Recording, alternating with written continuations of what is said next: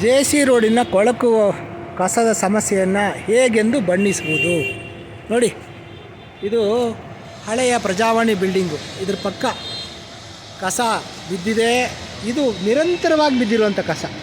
ಇಲ್ಲೆಲ್ಲ ಹೆಣ್ಮಕ್ಳೆಲ್ಲ ಓಡಾಡ್ತಾರೆ, ಮಕ್ಕಳು ಓಡಾಡ್ತಾರೆ. ನೋಡಿ ಎಷ್ಟು ಗಬ್ಬೆದ್ದೋಗಿದೆ.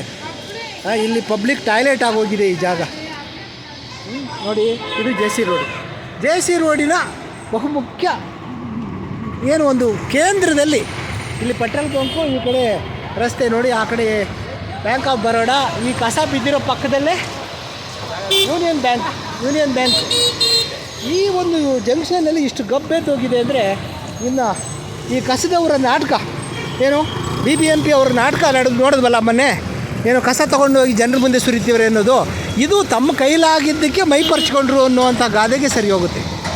ದಯವಿಟ್ಟು BBMPಯ ಪ್ರತಿಯೊಬ್ಬ ವಾರ್ಡ್ನಲ್ಲಿ ಕೂಡ ಆಯಾ ವಿಭಾಗದ ಏನು ಫುಡ್ ಇನ್ಸ್ಪೆಕ್ಟರ್ ನಂಬರು ಮತ್ತು ಕಸ ಕಾಂಟ್ರಾಕ್ಟ್ ಪಡೆದಿರೋಂಥ ನಂಬರ್ಗಳನ್ನ ಹಾಕಬೇಕು ಅಂತ ನಾನು ಈ ಮೂಲಕ ಕೇಳ್ಕೊಡ್ತೀನಿ. ನಾನು ಗಂಗಾಧರ್ ಕರಿಕೆರೆ, ಕರ್ನಾಟಕ ರಾಷ್ಟ್ರ ಸಮಿತಿ ಪಕ್ಷ.